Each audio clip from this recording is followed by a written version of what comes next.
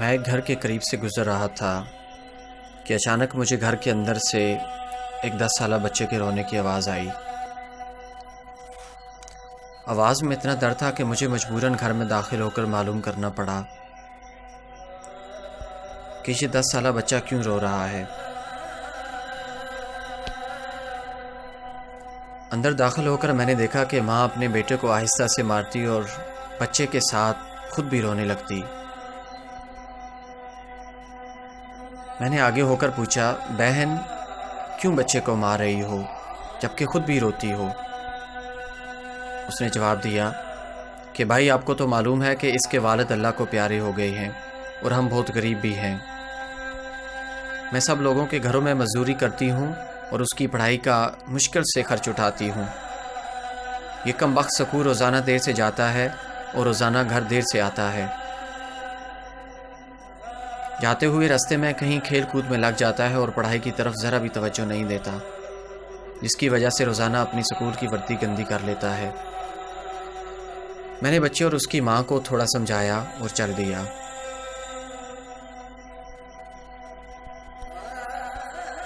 ایک دن صبح سبزی منڈی کچھ سبزی وغیرہ لینے گیا تو اچانک میری نظر اسی 10 سالہ بچے پر پڑی جو روزانہ گھر سے مار کھاتا تھا۔ کیا دیکھتا ہوں کہ وہ بچہ منڈی میں پھر رہا ہے اور جو دکاندار اپنی دکانوں کے لیے سبزی خرید کر اپنی بوریوں میں ڈالتے تو ان سے کوئی سبزی زمین پر گر جاتی اور وہ بچہ اسے فوراً اٹھا کر اپنی جھولی میں ڈال لیتا۔ میں یہ ماجرا دیکھ کر پریشانی میں مبتلا ہو رہا تھا کہ آخر چکر کیا ہے۔ میں اس بچے کو چوری چوری فالو کرنے لگا۔ جب اس کی جھولی سبزی سے بھر گئی تو وہ سڑک کے کنارے بیٹھ کر اونچی اونچی آوازیں لگا کر اس سے بیچنے لگا۔ منہ پر مٹی، گندی وردی اور آنکھوں میں نمی کے ساتھ ایسا دکاندار زندگی میں پہلی بار دیکھ رہا تھا۔ دیکھتے دیکھتے اچانک ایک آدمی اپنی دکان سے اٹھا جس کی دکان کے سامنے اس بچے نے ننھی سی دکان لگائی تھی۔ اس شخص نے آتے ہی ایک زوردار پاؤں مار کر اس ننھی سی دکان کو ایک ہی جھٹکے میں ساری سڑک پر پھیلا دیا اور بازو سے پکڑ کر اس بچے کو بھی اٹھا کر دھکا دیا۔ ننھا دکاندار آنکھوں میں آنسو لیے دوبارہ اپنی سبزی کو اکٹھا کرنے لگا اور تھوڑی دیر بعد اپنی سبزی کسی دوسری دکان کے سامنے ڈرتے ڈرتے لگا لی۔ بھلا ہو اس شخص کا جس کی دکان کے سامنے اب اس نے اپنی ننھی دکان لگائی۔ اس شخص نے اس بچے کو کچھ نہیں کہا۔ تھوڑی سی سبزی تھی، جلدی فروخت ہو گئی اور وہ بچہ اٹھا اور بازار میں کپڑے والی دکان میں داخل ہوا اور دکاندار کو وہ پیسے دے کر دکان میں پڑا اپنا سکول بیگ اٹھایا اور بنا کچھ کہے سکول کی جانب چل دیا۔ میں بھی اس بچے کے پیچھے پیچھے چل رہا تھا۔ جب وہ بچہ سکول گیا تو 1 گھنٹہ دیر ہو چکی تھی، جس پر اس کے استاد نے ڈنڈے سے اسے خوب مارا۔ میں نے جلدی سے جا کر استاد کو منع کیا کہ یتیم بچہ ہے، اسے مت مارو۔ استاد فرمانے لگے کہ سر، یہ روزانہ 1 گھنٹہ دیر سے آتا ہے، میں روزانہ اسے سزا دیتا ہوں کہ ڈر سے سکول ٹائم پر آئے، اور کئی بار میں اس کے گھر بھی پیغام دے چکا ہوں۔ بچہ مار کھانے کے بعد کلاس میں بیٹھ کر پڑھنے لگا۔ میں نے اس کے استاد کا موبائل نمبر لیا اور گھر کی طرف چل دیا۔ گھر جا کر معلوم ہوا کہ میں جو سبزی لینے گیا تھا وہ تو بھول ہی گیا ہوں۔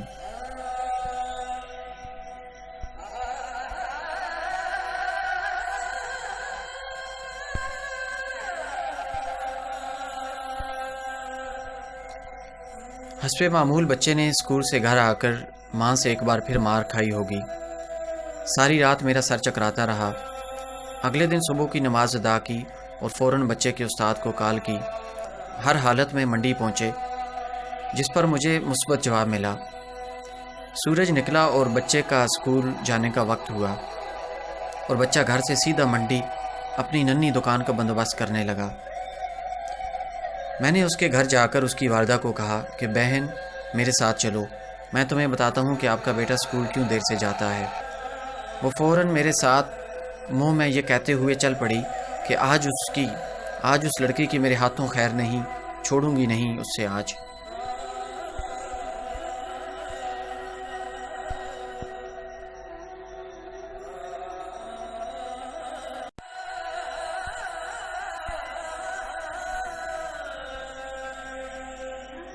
منڈی میں لڑکے کا استاد بھی آ چکا تھا۔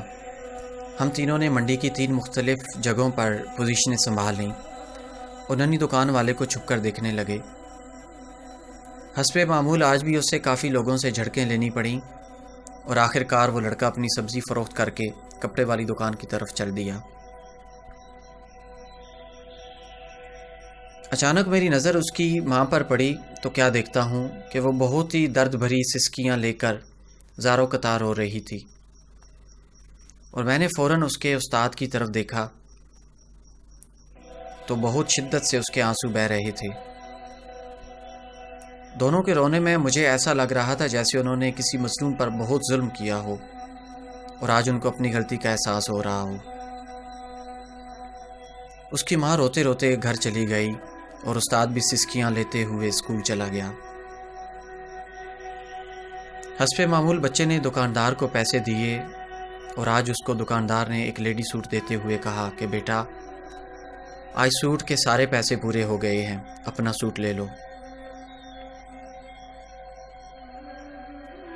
بچے نے اس سوٹ کو پکڑ کر اسکول بیگ میں رکھا اور اسکول چلا گیا۔ آج بھی 1 گھنٹہ لیٹ تھا۔ وہ سیدھا استاد کے پاس گیا اور بیگ ڈیسک پر رکھ کر مار کھانے کے لیے پوزیشن سنبھال لی اور ہاتھ آگے بڑھا دیے کہ استاد ڈنڈے سے اس کو مار لے۔ استاد کرسی سے اٹھا اور فوراً بچے کو گلے لگا کر اس قدر زور سے رویا کہ میں بھی دیکھ کر اپنے آنسوؤں پر قابو نہ رکھ سکا۔ میں نے اپنے آپ کو سنبھالا اور آگے بڑھ کر استاد کو چپ کرایا اور بچے سے پوچھا کہ یہ جو بیگ میں سوٹ ہے وہ کس کے لیے ہے؟ بچے نے جواب دیا کہ میری ماں امیر لوگوں کے گھروں میں مزدوری کرنے جاتی ہے اور اس کے کپڑے پھٹے ہوئے ہوتے ہیں۔ اس کے پاس جسم کو مکمل ڈھانپنے والا کوئی سوٹ نہیں ہے، اس لیے میں نے اپنی ماں کے لیے یہ سوٹ خریدا ہے۔ یہ سوٹ اب گھر لے جا کر اپنی ماں کو دو گے کیا؟ میں نے بچے سے سوال پوچھا۔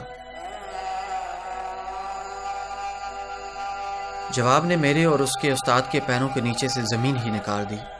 بچے نے جواب دیا، نہیں انکل جی، چھٹی کے بعد میں اسے درزی کو سلائی کے لیے دے دوں گا اور روزانہ تھوڑے تھوڑے پیسے جمع کر کے سلائی دوں گا۔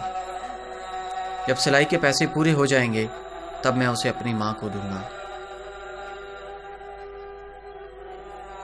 استاد اور میں یہ سوچ کر روتے جا رہے تھے کہ ابھی اس معصوم کو اور منڈی جانا پڑے گا اور لوگوں سے دھکے کھانے پڑیں گے اور ننھی دکان لگانی پڑے گی۔ آخر کب تک غریبوں کے بچے ننھی دکانیں لگاتے رہیں گے؟ آخر کب تک ہم اپنے جیسے ہی انسانوں کو ان کے جائز حقوق کے بھی غاصب بنے رہیں گے اور ان کے حقوق کی تباہی لاتے رہیں گے؟ پتہ نہیں ہم کیسے مسلمان ہیں۔